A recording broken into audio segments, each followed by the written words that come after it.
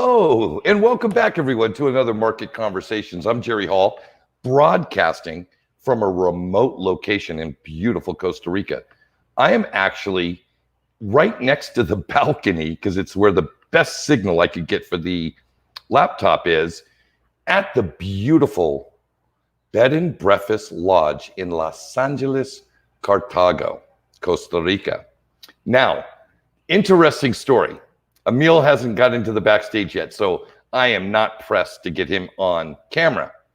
Interesting story. So I'm down here in Cartago meeting with my architect, the seismic engineer, a civil engineer, and a structural engineer, because we need to ensure that the home I build on the property that I just closed on, this mountain does not, through some seismic activity or massive amounts of rain, decide to slide down on the home that I'm going to build. So that's why I'm down here.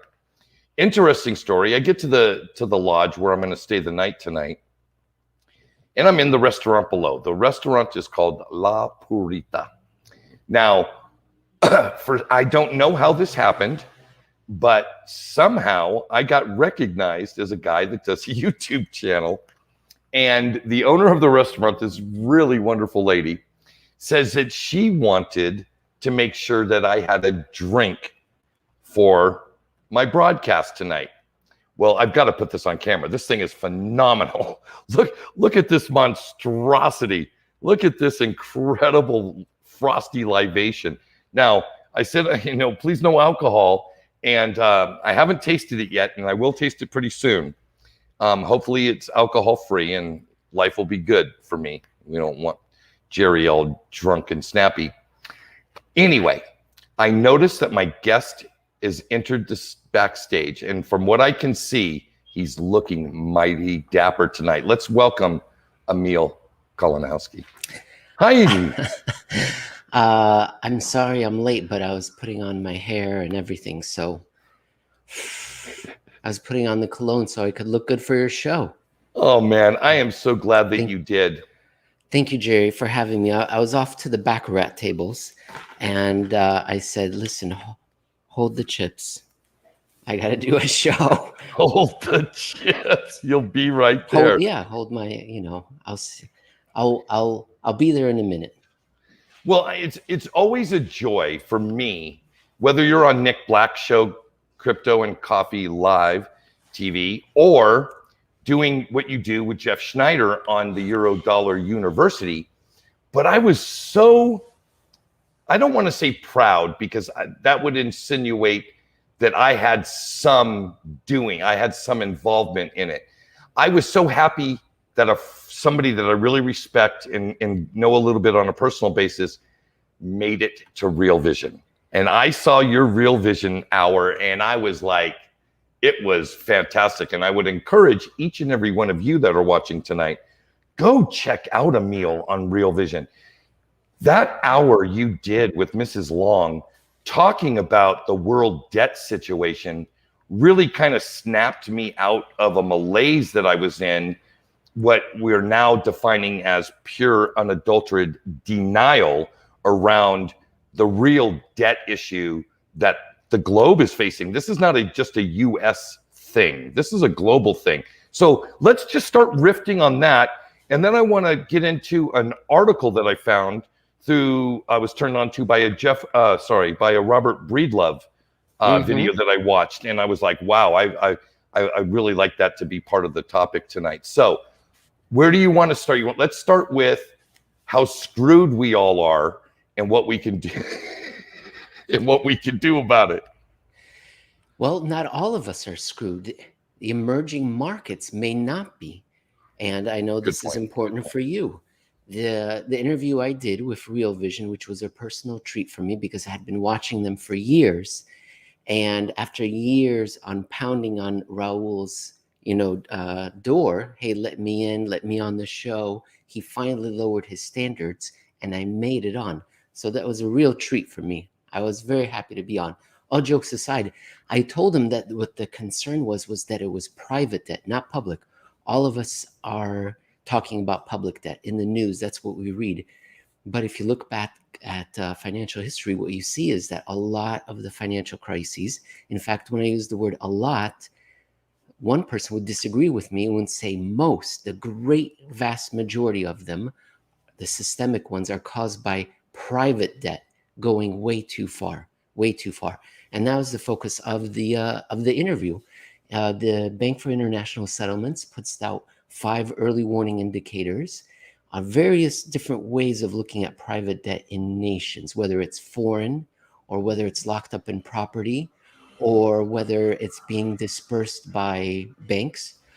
And what they found is they found certain thresholds. And once that threshold is met in that particular nation, there's a 50% likelihood of a financial crisis within the next 3 years. And so I discuss which 17 countries, the silly 17, the sullied 17, triggered a threshold, at least one. All of them triggered 2, actually, since December 2018, which, for those of you who are mathematically inclined, means the countdown is still on for the 3-year window. So at least since then. And that was the big takeaway. Private debt can create financial crises, whereas public debt creates more of a stagnation. Yeah, but let me ask you this, because one of the mechanisms that's been in place, at least for my entire lifetime, is the ability for the private sector, you and I, to absolve our debt through vehicles like bankruptcy.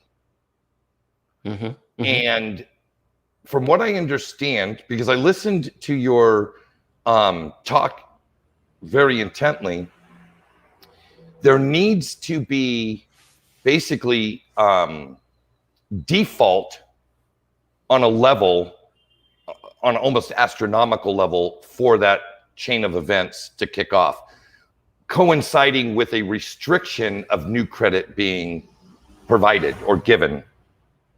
Is that oh, go ahead. First of all, before I forget, earlier I said not the entire world, just advanced economies, maybe not emerging markets. The advanced economies are the countries where we see this private debt surge, whereas we don't see it in the emerging markets. So maybe that'll be a safe haven, which you can tell us a lot about. To your question, does it have to be astronomical? No, it doesn't have to be astronomical. It just has to be well beyond normal for that particular nation. And that happens not too infrequently, especially during moments when nations intervene as if under attack with wartime emergency level spending because of national lockdowns and economic disorder, especially during those moments. And then, of course, they're responding that way. They lock down, and then the private economy is suffering. They still have those terrible debt burdens.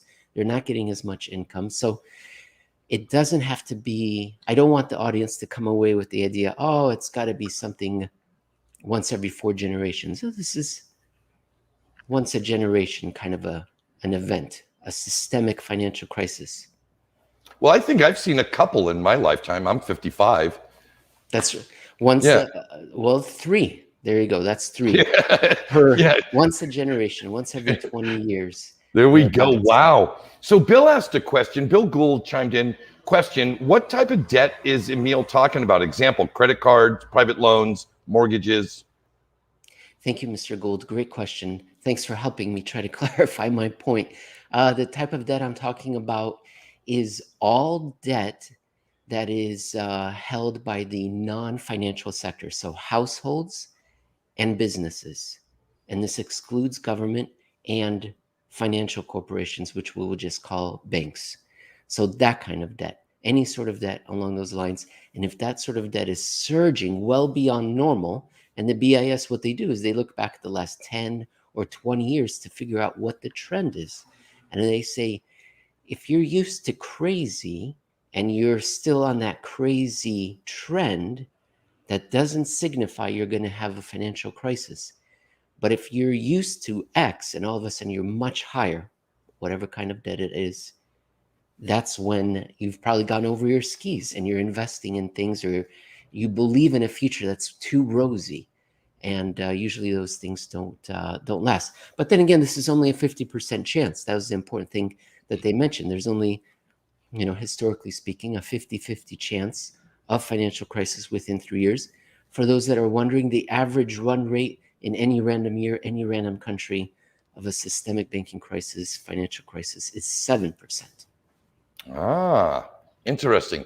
So I can honestly tell you from my own personal experience as being a member of, of the economy in the United States for very many, many years, that I would carry, I don't know, anywhere from 50 to 70% of my yearly income in debt in any given time, whether it be just revolving debt with vendors, credit establishments like my Visa card and my MasterCard and other entities like that, not to mention the fixed rate stuff, what would be like for my autos or the condo and things of that nature. I mean, if you added the car and the home debt into that, I'd be 3 times, 4 times debt to income ratio. The BIS would want to talk to you. They would. And I didn't think that was uncommon. Everybody in my peer group, all the people I associated with, very similar. It depends on the era, Jerry. It depends on the era. If the era is good, the times are good, business is good, the economy is growing, you're going to make more money. Your investments are going to pan out. The businesses you're running or are employed by will prosper. And therefore, credit comes easy. But eventually those times come to an end, or people get too caught up in it and they believe everything will go right. That property will go up. My neighbor's buying a property. I should buy a property, and so on and so on. And that's what they're trying to warn us of, is it can get overwrought. How do you define overwrought? Well, the BIS try to come up with 5 different ways. And I find that interesting. One of the things that, like, Bill asks another good question. He says, what's your best and worst case scenarios going forward as far as financial crisis? I think you and Jeff do a good job of describing the what's going on, right? You guys do a great job of that. This, kind of like describing and illustrating the mechanics of the system that we're all a part of, voluntarily or not. And involuntarily. Some of us, most of us involuntary. One of the things I look for, and please chime in with the ones that you guys are tracking, I look for credit defaults. Those are the things that at least lead me to the possible wins, right? Is this a real problem? Like, are we having mortgage defaults? Are we having car loan defaults? Are we having credit card defaults? And like you said, it's not about 100 or 200 or 300 or 5. It's what's been the norm or the medium, right? What's been the medium? Are we above that or below that? And are we accelerating above that? Is it trend above that? Those are the kind of things I'm looking for. What do you guys in your ivory tower look for? Ivory tower? How dare you, Jerry? No. We're in the sewers. We've got overalls on, rubber boots, and those goggles, and we're in there face first, going through the monetary plumbing and finding all sorts of disgusting things. You won't believe what's going on above us, what people are flushing down. What we're looking for, the clogs in the piping. I think so. You're seeing defaults. Yes. Okay, good. I believe our focus is mostly on availability before even the defaults may occur. So a precursor, you'd say. Like the velocity of, would the velocity of money be something that you would track, whether it would be in commodities or auto sales or home sales, or, how are you? Can I say availability of money and credit and collateral versus velocity because velocity has a specific term, and my co-host Jeff Snyder will absolutely lose his mud if he hears me saying that, yeah, velocity doing this and this. And the reason why is because he says velocity is the balancing number, the remainder, the goal-seeked result of the other part of the formula. So there are four variables, and velocity is one of them. And you figure out what the three are, and then you get your answer for velocity. But he says the other ones aren't being measured properly. So you get a number that is meaningless. So you should have him on, and he'll go on for 45 minutes about that. We measure the availability of credit. Would that be new loans issued, like new mortgages, new auto loans? Yes, but that is just one readily observable measure of credit.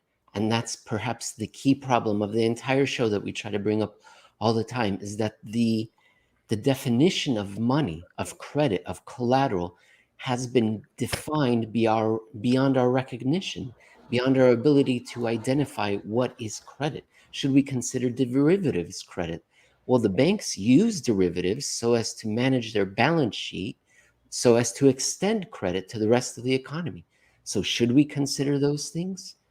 Some people say yes, some people say no. So we measure the availability of credit, not that we can define credit. We cannot.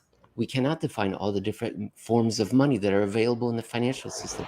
How could we? Because the bankers are interested in making money, and they will come up with any new possible way, like mortgage-backed securities and those CDOs that we all heard about, right? And the CLOs, all that financial innovation that was taking place at the beginning of the millennium.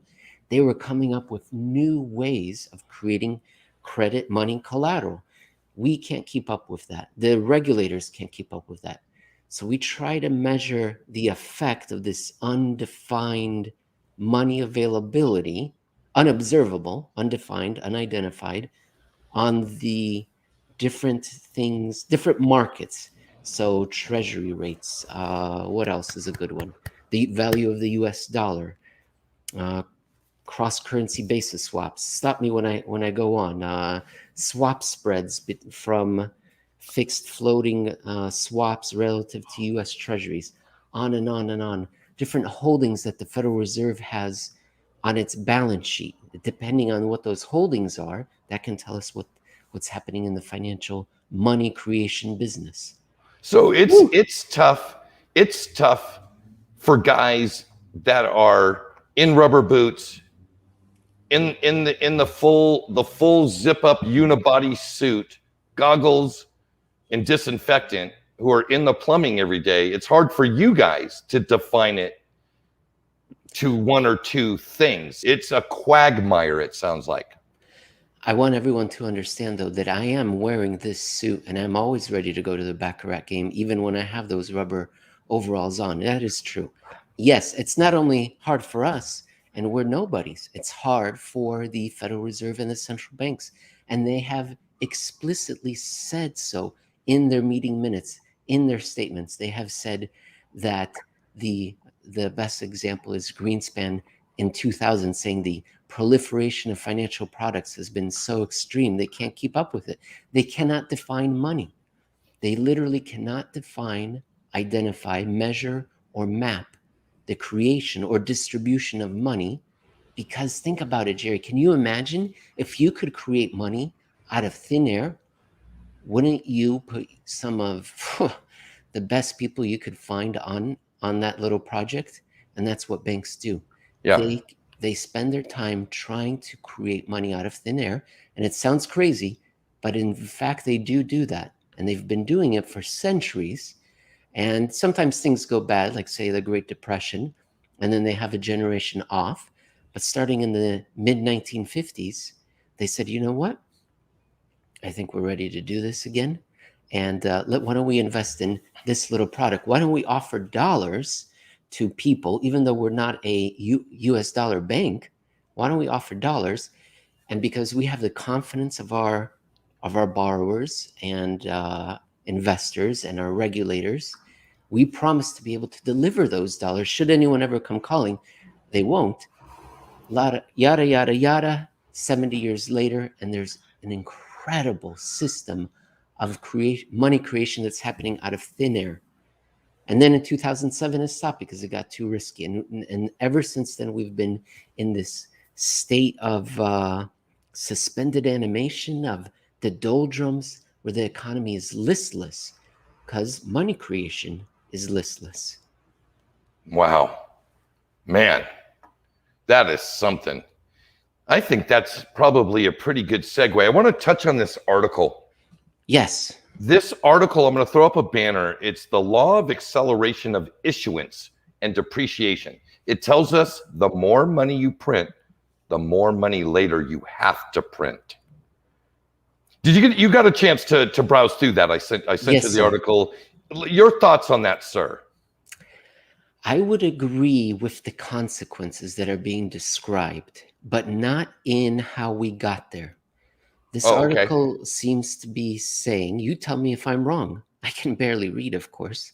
Just because I'm wearing a Baccarat outfit doesn't mean I know how to read. Tell me if I got the interpretation right. The federal government... I'm still here, right? Yes. Okay. The federal government is creating, in the United States, in Europe, and Japan, and everywhere else, they're creating money like crazy. They're printing. Well, I disagree. Yes, they are, but we have to take a look at the bigger picture. The money that we can observe is being created like crazy, but there is a vast ocean of money that we are unable to observe, haven't been able to observe for generations, that is not being created. Does that make sense, Jerry? Do you know what I'm saying? I'm like saying this bigger thing, this dark energy, this dark matter contains the gravity and the force that controls how which path our global economy is on. And yes, this very bright star, the central bank, is doing all this stuff, but it's this little star. And meanwhile, we have this gigantic galaxy of dark energy that is suffering. And so that would be my main takeaway from this article, is that, yes, I agree with all the consequences that are being described, and the disorder and the uncertainty and the volatility and the social ills and the political volatility. Yes, I agree. But I think that's more of a consequence that there's not enough money. And what we're seeing the central banks doing is in reaction to there not being enough money in the system. Well, so in the crypto space, right, especially around a lot of what we would say, we'll call them Bitcoin camps, right? A lot of the Bitcoin camps, you'll hear a lot of people talk about Bitcoin as a global currency, right, as an actual currency. And I've heard Nick Black talk about this, and I happen to agree because I've followed guys like you, and I try to do a little bit of research. An economy needs a currency that can expand and contract. For one primary reason. Like, I've heard people say that many times, and it wasn't until I understood this one simple concept. The reason it's important for any economy to have an expanding and contracting currency is for price stability. Now, I could be wrong. I could be wrong, but that seems to be the numero uno game theory around an expanding and contracting currency. The why you would want it is so that the price of this is the same as it is tomorrow, and I would love that. That's my personal bias, yes. Yeah, and if you were able to expand and contract the currency as needed, you would be able to do that. You made several mentions to this ominous black hole or entire layer of ambiguity, right? And I did not say that. I did not pronounce that word correctly, but I'm okay with it. Me too, Jerry. Oh my gosh. I do these readings I do macro piece theater readings on the podcast when I'm not on a show with Jeff, and I stumble over my words, and I got a comment today in the YouTube section. Why don't you read ahead and then do all the editing? Because it takes a lot of time, Jerry, and we're humans, right? We just want to do a great enough job, but we're not thespians. Anyways, I'm sorry to interrupt you, but yes. No, that's okay. Please. Well, where I was going was just basically, I really think that those of us in the digital asset space should really be happy with our classification of our assets, as property, right? We get to enjoy all of the benefits of our property appreciating, right? Mm-hmm. We will be able to follow all of these same hard and fast laws around capital appreciation when it comes to capital gains tax, whether they be long or short, or even all of the yield instruments as just added income to your income tax. So all that, it's so straightforward and easy. I love that. The whole drive to have these digital assets become actual currencies, to me, when they are fixed supply assets, completely screw up the entire price stability model of how marketplaces run. I'm not talking about stocks and bonds. I'm talking about going in and buying a loaf of bread, going to the gas pump and putting gas in your car. All the things that we exchange value with in our economies on a daily basis. So that was my little rant on Bitcoin being a currency. I don't think that it would be advantageous to have Bitcoin as a currency. I think Bitcoin is a wonderful reserve asset. Mm-hmm. I think it's a wonderful little piece of collateral because its ownership is always known. And you're outside of the financial system. And for today, you're outside of the financial system. Pretty soon, I think you're going to be in the financial system. And that I don't think necessarily be a bad thing. I suppose so, but I like to liken it to gold in that if you own gold, physical gold, you are not in a bank, right? If you're housing that outside of the financial institution, you could do the same thing with your crypto. You can hold it in a personal wallet or in a business partnership, something that's not on a financial institution. Price stability is my, I like that. I like the idea that we don't have inflation. I like the fact that we have a hard standard, a measure of money that doesn't change. That's preferable, right, to having a foot or a time that inflates, right? We don't have time that changes or other measurements change. So it would be great if that was the case for money. But I wonder if that is acceptable in modern democratic society. I was reading Mr. Russell Napier's The Asian Financial Crisis, and in there he made the point that it's no wonder that the gold standard fell out of favor once democracy was completely wide open in the 20th century, specifically once women got the right to vote. And of course, he says that he often gets in trouble when he blames the failure of the gold standard on women. But his point is, no, once we have a fully democratic system and the great majority of people can vote, the great majority of people are in debt, right? They have more debts than they have assets. And so for them, it is more advantageous to have an inflationary currency than to have one that protects wealth, which is what we saw before when we had an aristocratic class controlling the government, right? You have an aristocratic class controlling the government, so you had a gold standard that would protect wealth. Then once everyone's got the right to vote, you have more of a anti-debt, inflating away the debt kind of a monetary system.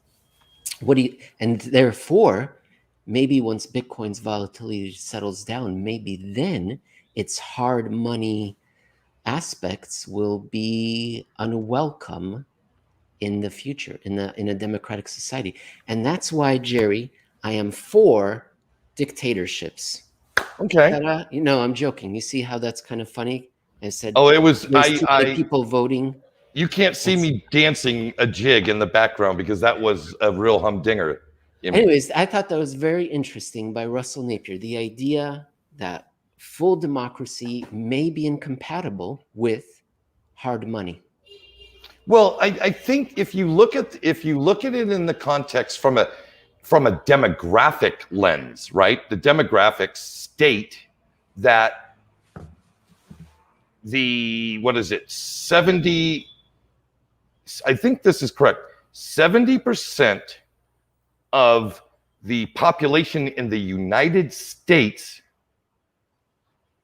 carries a debt in some part of their ledger, whether it be personal loans, credit card, student loans, other what we would call semi-non-secured loans, right? Auto loans, things like that, things that the lender could not possibly get the value back if you defaulted, right? And I'm thinking to myself, that is a lot of the population. And therefore, what you said would make sense, because if the majority of people are in a situation where more currency came into their existence, yet all of their debt obligations are already in prepackaged fixed increments, it's no different than the government issuing bonds and lowering the rate so that they get cheaper money to repay their old debt. It's just the same exact mechanism. And I could see where that would be advantageous. And I'll tell you, I was a consumer who was in debt for many years, and I never thought of it through that lens, ever. There is an alignment of interests of governments that are in far too much debt and a greater and growing proportion of their voting public that is unable to expand their incomes as fast as they've become used to, while also being in debt. And I think perhaps in the United States, the best example is student loans. There's a lot of talk about canceling that debt. And so one way of pursuing that would be via financial repression, which is what they did after the Second World War worldwide. They kept rates low, legally low, as in via regulation and law. And they would not allow banks or other financial institutions to pay more, or businesses even. There were wage controls. Keep prices, wages, and returns low while rates of inflation higher, so as to eat away that debt slowly. And that works out for the best. That's a wealth transfer from the wealthy asset owners to debtors. And guess who's a debtor? The government, the vast majority of the voting public. I think that's the era where we're heading towards in the next decade and two ahead of us. It's going to stink for savers. I'm sorry, go ahead, Jerry. Well, I couldn't agree more. And we've talked on this show many, many times that the old mantra of go to school, get an education, get a job, make some money, buy a house, start a family, and then start to invest for your retirement is a broken model, right? The world around us has forced us all to, if we want to get ahead, to become an investor right away, right? It's almost an imperative for children to start investing now, right? So that they can get ahead. Because if you don't, you get crushed, right? You get crushed. And it's also back to a demographic thing, right? The baby boomers that came out of that silent generation after World War II, the sheer mass of their cohort, just the quantity of them, the sheer volume of these babies who are growing up, getting jobs, entering the workforce, the expansion of our workforce, right? The innovation of, the further iterations of automobiles and various manufacturing technologies that allowed us to create more, extract more, led us to this boom of the boomers got to buy assets at record low prices, real estate at record low prices, right? Mm-hmm. which is wonderful for them as the workforce has wages going up because it's expanding at such an incredible rate. That is a recipe to get wealthy, right? Now you have your generation, right? Whoa. Are you going to say millennial? I will come through this camera. No, I will reach out. You're a Gen X. Okay, thank you. You're a Gen X. You and I are Gen X guys. Okay. We were spawned by baby boomers. Our parents are boomers. and we had a really small cohort relative population size to the boomers, right? It wasn't until our generation started spitting out babies, i.e. the millennials, that they must have put something in the water, because that millennial population is a pretty big cohort. You know what I mean? It's from a size, it's a monster. Absolutely. And so here they come in, and right now we're kind of in their, the majority or the medium of millennials are in their 30s, right?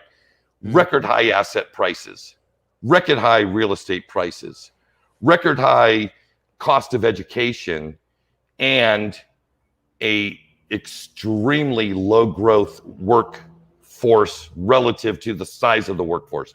Yes, there are pockets of coders and developers that are making bundles of money, but that is a relatively small section of that particular demographic. So what do they do? What do they do when they go, I want to get ahead like my grandparents did? They have to. Well, this is all from the Fourth Turning. So this is all Neil Howe and William Strauss now that's coming out. But they have to ally themselves with the boomers and convince the boomers to transfer the wealth from their holdings to the millennials, and for a job well done. And what will that job well done be? For shepherding the nation, the culture through some crisis. So some crisis is ahead of us, and the millennials are going to do a fantastic job and deliver us through that crisis. And then their reward will be just like what the GI generation had, a golden age, a boom, people believing that they'll be able to accomplish anything. The economy's taking off, money's available. So that's what is supposed to happen. That's what's happened for some 500 years of Anglo-American history. It's not the millennials' fault. They were just born when they were born in the cycle. And the cycle is one that's been in place for, as I said, several hundred years. And this is just the rhythm of how societies move along. They have a crisis. They believe they survive that crisis. They believe they can do everything. There's a great boom. But then as each generation moves farther and farther away from that crisis, they forget why those rules were put into place, why that character was put into place, the work hard, get married, go to school. Why was that all put into place? Why was that necessary? And they forget. This society ossifies and the rules become ridiculous and people rebel and nobody knows why things work the way they do, and institutions lose so much credibility. Nobody believes in them. And then something comes along and kind of wipes the slate clean. And the hope is that it's not wiped too clean, right? That the institutions are just spruced up, enlivened, and some new ones are created. But and that hopefully it's not wholesale destruction. Jerry, have I gone off the deep end? No, you haven't. Or does that make sense? No. When I listen to what you're saying, knowing what I know of the world, and I'm not a scholar by any stretch of the imagination, but it seems like, in a world that there is, what do you call it? Selective continuation, right? Evolution, something Darwinian is going to happen, because here's what natural selection would tell us, that the weak will die off and the strong will continue to propagate, at its simplest kind of simple schoolyard explanation. We're not seeing that. We're seeing, record amounts of bailouts going to corporations that should be, in my opinion, allowed to die, because they're not managing money well. They don't manage money well. Yet they get bought out, or not bought out, propped up. There's an element of this natural selection thing that you and I had to go through. We didn't get propped up by anybody, or I know I didn't. No. Well, we're a different generation. We're the Generation X. So we're the forgotten, lost generations. Like that nobody cares about us. That's right. We're very proud of that. As I sip on my drink. And we tell everyone to go stuff it. And we don't care. So we'll be okay. We expect to not be supported, not to be bought out. And we'll manage. We've been expecting... We're prepared to take care of ourselves. That's not the case for different generations in different eras. It's just a coincidence. It's just random luck. The post-World War II order was still continuing. The post-Cold War globalization was taking off. That's just but those things come to an end and new orders come in, new eras begin. We just happen to be living through a moment when that era is going to occur, that transition. And it's going to be volatile and destabilizing. Another great treatment of that is George Friedman's latest book, The Storm Before the Calm. So if anyone hasn't read The Fourth Turning and they wanted a different book, perhaps, that's another look at long-term generation, multi-decade long cycles that have that are there, but just hard to see because they're so long, they're hard to observe. And I couldn't agree more that there was something I remember from a child, and it was either a teacher or a friend of my mother's, said, if you don't learn and understand history, you are going to be a victim of the future. It's something about that old adage, right? Either learn from the past or repeat the mistakes. Because as human beings, we're kind of prone to do, and we're not that dissimilar from each other, despite what language we speak, whether we're in a dry fit shirt in Costa Rica or a handsome damper Baccarat tux in one of the Caribbean islands. We're not that different. People, when you start looking at demographics, even generationally, right? You and I are starting to behave a lot more like our parents than we did 20 years ago. I don't know. I would disagree. I would say... Oh, that's right. You were left on a porch as a child and raised by a bear family. I forgot. Sorry, I didn't want to bring up coyotes. I did not want to bring up a family. I apologize. Yes, that's right. For my 16th birthday, my father gave me a pack of smokes and he said, "Smoke up, Johnny." Remember that from Breakfast Club? I do. I think my name's not even Johnny. That is great.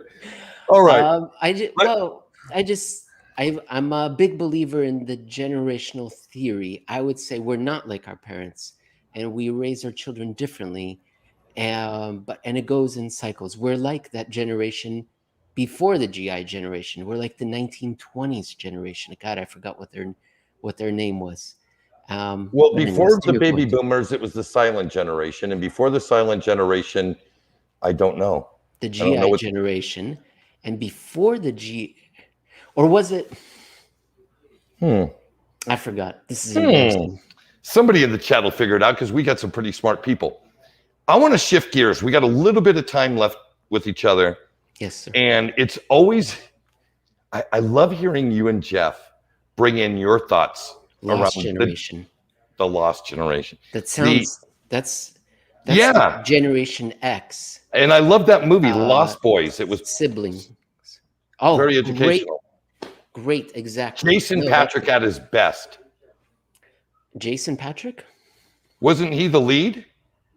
I thought it was Kiefer Sutherland. No, well, Kiefer Sutherland was the vampire. Jason Patrick was the lead of the movie. He was the handsome guy, the older brother. Yeah. He falls in love with Jenny Gertz. And who didn't? I fell in love with Jenny Gertz. I'm still in love. I watched that movie. All right, let's get to the show. Unrequited love. Okay, anyway, back to the show. When you and Jeff talk about your spin on digital assets, I like it because it's not your normal crypto enthusiast kind of view. It's like, I don't know, maybe you're just looking at it through a different lens. There were some questions in the chat. I don't know how personal you want to get, but people were asking, are you what coins do you hold? Are you, I think it was, what exchanges are you interested in? What coins you are interested in? Well, let's use that. Earlier, you were talking about propagating. Remember about the generations propagating? I thought that's how personal you wanted to get, which is perfectly fine. I have a whole lot to talk about on that subject. But I wouldn't be able to offer anything of interest to the audience regarding the coins I own or the exchanges I'm on. I've got you know much more. Nick knows much more. I would offer no value on that. Well, I'll chime in then. So those that follow the show know that I only invest in assets that I believe are solid and will appreciate in value, but they also have to have a yield component. So the protocol itself has to be able to generate yield in like kind. So if let's call it, one of them is Cardano. So if I can put my Cardano that I own in the Cardano network and generate a return in Cardano, sole and separate from its price appreciation in the open market as an asset, then that's what I do, right? Well, since Nick got me into this FET token, this artificial intelligence protocol that's going to has an open platform for AI algorithms that people can purchase, right? Purchase, like lease by the licensing, whatever you want to call it, buy the algorithm, stick it in their application. They migrated to a platform called Cosmos. Cosmos is a layer 1 smart contract platform like Ethereum and others, but fast and inexpensive, and it's got a very large growing ecosystem in it. So I downloaded this Cosmos Station wallet so that I could take my FET coins that used to be on Ethereum and move them over to the mainnet because they offer 20% staking. Not to mention, I believe in AI going forward. So this is a win-win for me. So I'm on this Cosmos Station wallet in this Cosmos ecosystem, and a coin that a friend of mine tried to talk to me about a year ago, I see in there, Kava. So I start reading up on Kava because I remember my friend was high on it. He was talking about it. I remember seeing that if I bought Kava and I put them on the Kraken exchange, I could earn 20% yield. 20% to me is pretty friggin' good, Emil. It's good for everyone. Fantastic. It's good for everyone. So I look into it and I start seeing that what they're trying to do is something very similar to Uniswap and Aave and Curve, but all in one multi-chain project. I'm thinking, okay, there could be some there. But I go and look at the actual yield within the actual protocol, not what's being offered through exchanges. It's 36% yield. Well, I spent a week slicing positions in my portfolio so that I could buy a chunk of this stuff, stick it in there to earn 36%. And I'm telling you, it's like having that printing machine you talked about at the beginning of the show. I have a money printing machine. Good. Wow. Now, how long will it last? I don't know. Why am I not earning 36%?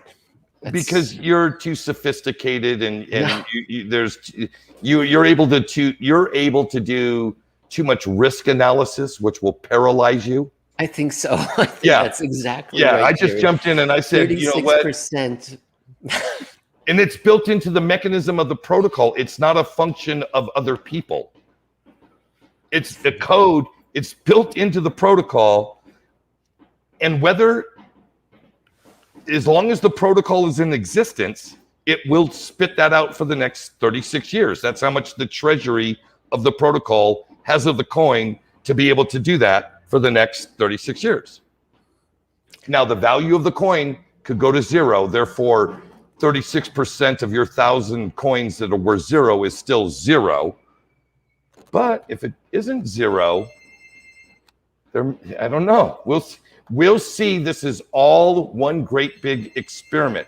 But Emil, I'm not going to leave this with Jerry talking about crypto. I'm bringing in our lady on the street, Bida Ab, who's prepared incredible questions for you. And let's bring her in. Hi, Bida. Hi, everybody. Happy Friday. How are you, young lady? I am good. Almost lost track of time like I did last week. But I'm glad I'm here. Right on. Do you have any questions for Emil? I do. So I was listening in, and he was talking about there is this black hole in the economy that I didn't quite understand what he was saying. If you can elaborate a little bit more on that, and then if you could just kind of tie it back to what we're going through financially right now in the economy, just to kind of tie it to so that the regular person like me can understand like what that means. I'm so glad you asked that, Bida, and I apologize for doing a lousy job earlier. So let me set it up for you, Neil. You're not at the Baccarat table with your other highfalutin friends. You're actually in the bathroom talking to the janitorial staff. Go. My best analogy is to physics. Oh. And when we look up in the night sky, what do we see? We see stars and gases and planets. Those represent the money that we can see being printed. That's coming from the central banks. We see stars and gases and planets. That's what grabs our attention. But take another look at that nighttime sky, and what do you really see? What is the vast majority of what you see? Blackness, dark energy, dark mass, dark power, and that is the private banking network that creates way more money than what we can observe. And what I was trying to say is a little bit like dark energy and dark matter, that is not healthy. That financial system is not doing very well. So while we do see these bright stars, the central banks printing all this money, that's trying to compensate the sickness that is in the global economy of the financial system not wanting to extend credit to the real people, to households, to businesses, because they think there's too much risk in the world right now. So that's what I was trying to say is dark energy, dark matter accounts for the vast majority of what we see in the universe. But it's hard to perceive if you don't think about to look at the darkness first. Our attention is grabbed by the bright, shiny things. Okay. So, and as far as like for the regular person, what do you see should be happening as far as preparing for what is coming financially if they're not in the crypto market or in the new assets? What do you see coming that people should be preparing for? Because we don't really talk about that much. I think one should prepare for a great disorder, a period of volatility and disorder and stress, and they should reach out to family members, to their churches, to local politicians. They should try to diversify in many different ways. They try to be in tune with the community. They should try to be healthy themselves. Try to emphasize resilience in many different ways, both spiritually and economically and physically, in many different aspects in their lives, because I believe there's a big stressful period coming ahead of us. But once we get through that, things will improve much better. I don't think, so that's what I would do. As for financial, were you asking more for financial advice? What should a person do financially? No, financially, like how would somebody prepare? I mean, everybody thinks about, okay, buy food and put food away and water away and things like that. But financially, how do people prepare for what's coming? Well, they should take a look at where their assets are held, who is the custodian of those assets, who is in which legal jurisdiction do those assets reside in, what asset categories they're in. And then I would think that they would want to diversify in many different ways, because if something goes wrong, you don't want to be over concentrated in any one different asset category or jurisdiction or what else, custodian. So broad diversification would be my recommendation. Wow. Jerry, what do you think? Well, I'll tell you. So I think there are going to be a lot of people who are going to need to reshape the way they think life will be okay, right? I grew up like Emil. It was the goal. 16 years old, here's the ladder. 16 years old, you get your driver's license, do everything you can to get a car. 18 years old, do everything you can to get out of the house, get a job, go to school, whatever it took. Then do everything you could to be an independent, sovereign entity. You've got your own car, your own home, you got your own stuff, and everything is yours, and you're independent. Well, all that is wonderful, and there's a freedom about being independent like that. But when the shit hits the fan and the world is in chaos, which a debt crisis will create a tremendous amount of chaos, you'll have to rethink what's okay and what's cool. Like, you may want to reshape your independent thought to, you know what, it's kind of cool being a part of a family. Mm-hmm. And for those of you that don't want to be in a family, hey, it's kind of cool being on a commune. Hey, it's kind, you know what I mean? It's kind of cool sharing this, 4-bedroom place with 6 of my buddies or whatever. If you're not willing to get into assets that are going to appreciate above the calamity rate, whatever that is, whether that's inflation, whether that's credit defaults, whether that's just financial ruin across many spectrums, you need to be in assets that are desirable all the time. Okay. Right? And I think we're doing a pretty good job of it here in the digital asset space, because we're seeing that Bitcoin is desirable and there are other assets that are desirable, but they haven't lived through a absolute credit collapse.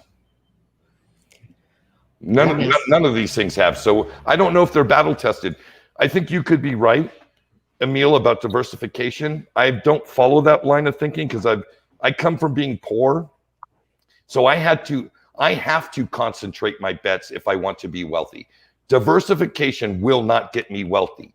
Now, when I become wealthy, diversification can help preserve that wealth, but it generally never creates wealth. So that's just my stance on it. It's not to make you wrong, because Lord knows you're not wrong. You're making a lot of sense. Well, thank you very much, Jerry. The other thing, speaking of not making you wealthy, that has been battle tested would be gold. Gold. And I'm thinking of a paper called Gold Returns, where they studied macroeconomic disasters across the last century in a number of different countries. And they found that gold's return in disaster and out of disaster was essentially the same, unchanged. It didn't care about the disaster. So it's another thing. It's not going to get you wealthy. It's just going to stay what it is, whatever it was worth before, roughly speaking, thereabouts, in real terms. I've got to chime in. Bida, I'm sorry. We're going to get to your question. This came in from the audience, and it's so perfect for Emil. Professor says, if you were doing a remake of The Graduate, what is the one word you would have Mr. McGuire say to Ben? Damn it. Oh,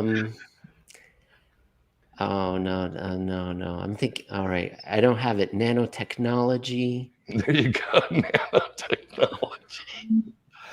I think manufacturing, just like plastics, right? Sort of. So it's in that same vein. But I'm thinking modern age, so I'm thinking 3D printing would be one, but I want to go, it's just one word, right? So I'm going to go with nanotechnology. What do you think? That's not too bad. Nanotech. Yeah. All right. Sorry, Bida. Okay, I'm Yes. gonna have to watch that movie. Pretty good. Pretty good. Yeah. Made Dustin Hoffman a star. All right, Bitta, you're Just- on. I'm sorry. I digress. That was just too funny for me. It's I love okay. movies. More movie questions, Bitta. If you have any movie questions. I don't really watch that many movies, unfortunately, but yeah, especially not the ones that are like newer movies. Like I kind of stopped having TV 2000 what 5-ish 6. Yeah, I have not had TV since 2006, so I would Good. not know. Good. You are better for it. I don't have a TV either. Oh gosh, it's just yeah. I have a projector I watch stuff on, but that doesn't really. I don't know if that counts as TV. Well, But Bitta, you got to remember, we're Gen X. Gen X, we grew up in front of a television. We didn't. We see you as a parent. I don't know if you as a parent, your generation as a parent will hand your child a digital device like an iPhone or an iPad or some really cool tech video thing. Our parents sat us down in front of a television and turned us into remote controls. We would sit in front of the TV and they would say, turn it to 5. And we would reach our hand onto the television and turn the knob to number 5 for them. oh, I remember Am I that. lying? Emil, am I lying? My parents weren't there. They left for the weekend. They'd put me in front of the TV, and then they would come back a few days later. Oh, I digress. Okay, Bitta, let's have your last question. We'll bring Brady in for final thoughts, and we'll let these people get back to their lives. I'm sorry, I digress. So last question would be for somebody that is, I guess, I mean, if crypto is a good asset class that he would see as a good asset class, so he said to do gold, crypto. What other financial, the traditional financial service do you see that you still think is going to survive past this crisis? I think investing in emerging markets would be a good idea because emerging markets are not as troubled as advanced economies are when it comes to their terrible debt load. So I think emerging markets will be not forced to implement restrictive policies. Well, I'm going on and on, but I think emerging markets are actually healthier looking than advanced economies. I'm talking long term. Next month, I don't know, but I'm talking for the next decade or so. So when you say emerging markets, are we talking about the stock market or like Africa, Central America, parts of India, some of those Mediterranean countries, the countries that have low debt, high populations of your generation, right? Young people. Here's the magic formula: young people, low amount of debt. That's like the magic formula. And am I right, Emil? Is that, I mean, you could literally just say that instead of emerging markets. Find places with a lot of young people and low debt and invest there. Yes. And just businesses. I guess stock market, if you don't know anyone there, or if you can't identify the companies yourself on the ground, which of course would be very difficult in any foreign country. So I guess stock market. But yes, just businesses that are growing in what just Jerry just described. Okay. Yeah. Interesting. Brady, let's get you in, baby. JJ caught that. Thank you. I was just, as an American, it's my duty to make those kind of jokes. All right. I think Bitta froze up on us. I'm looking for Brady to come in. Here we go. And let's go around the horn. We're going to go with Bitta first. Bitta, she's froze up. Emil. Yes. Your final thoughts on the show, or anything that you realize we didn't talk about that in a short period of time you believe it's important for the audience to be aware of. You've caught me unprepared. I don't have any final statements, Jared. I love it that you invited me on. I really appreciate it. I would like to come on again. I love the interaction with the audience. God bless you for everything that you do and the financial education you provide everyone. And it was an honor and a privilege to be on the show. I adore you, Emil, and I'm not afraid to say it, so I'll just say it right here on live TV. I have kind of a bromance thing going with you. I got a little man crush on you. I'm impressed by you and enamored. I'm speechless, Jerry. Brady, bring it home, Yeah. baby. Your final thoughts on the coming collapse of all things, returning to flint and stone, or flint and steel. Are we going back to cave paintings or I don't know. I'm thinking that Emil says we got a 50-50 chance. NFT, those cave paintings. That's where I'm putting my money. I am thinking in that realm as well, but into the future with my cave NFTs. Anyway, I would say it can all be sort of daunting, but I think not necessarily that you have to do it in this order, but if I were to look back and someone could at least, travel from the future and tell me, invest in education, yourself, and then your environment. Yeah. And just because we're now in a crunch, cash isn't king, it's the cash flow you want. And I think that kind of touches on what you were saying, Jerry, about assets that pay you to own them. Obviously, they have to be assets that you're going to want to hold later, but you can always sell, whatever dog coins interest, and then you're still keeping the principal and, getting the value you need out of that potentially in the future. But you can just turn around and sell your whatever tokens and go get ones that you want more of. And I think having that mindset will not only keep you looking for more, but you'll focus less on what you don't have, and hopefully your education and investments in yourself can then improve your environment, and bippity boppity boop, just keep it moving. Put your head down and keep it going. Right on. I'll tell you what, folks. So not all debt is created equal, right?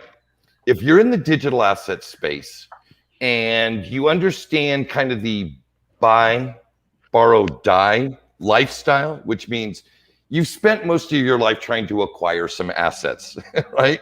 Now that you have some assets, there are wonderful laws in place that allow you to capitalize on those assets, not by selling them, but by borrowing against them. You own the collateral. The collateral has a value, and a lender will loan you money against that. That is a wonderful way to use credit. The unsecured stuff gets a little funny. So if you're in this space and you're still juggling the acquisition of assets in your life and you're juggling debt outside, it may be a good idea to take this one thing into consideration. You are what you consume. Are you consuming good information that would allow you to produce incredible outcomes? Or are you continuing to follow some edict or philosophy that, if you really got honest with yourself, in the future is not going to be beneficial to you? It's only you that can make the change. So I'd encourage you to consume information that will allow you to produce outcomes that you'll be happy with later down the road. That's why I tune into Euro Dollar University, starring Emil Kalinowski. That's why I tune into Real Vision. That's why I tune into Crypto and Coffee Live, because I'm constantly getting fed and consuming information that makes me think outside of myself, outside of my wealth, and look at the world, because I'm a participant in it. I'm never going to be on an island by myself. I am part of this big tribe. So I want to fit in, and I don't want to get devastated.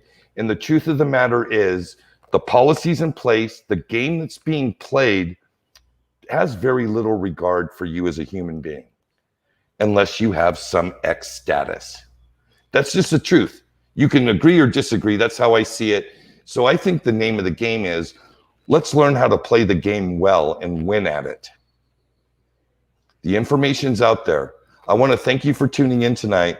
And again, I am so grateful for all of you that contribute, whether it be through the live chat, whether it be through the Twitter feed or the Facebook feed, or the comments in the video.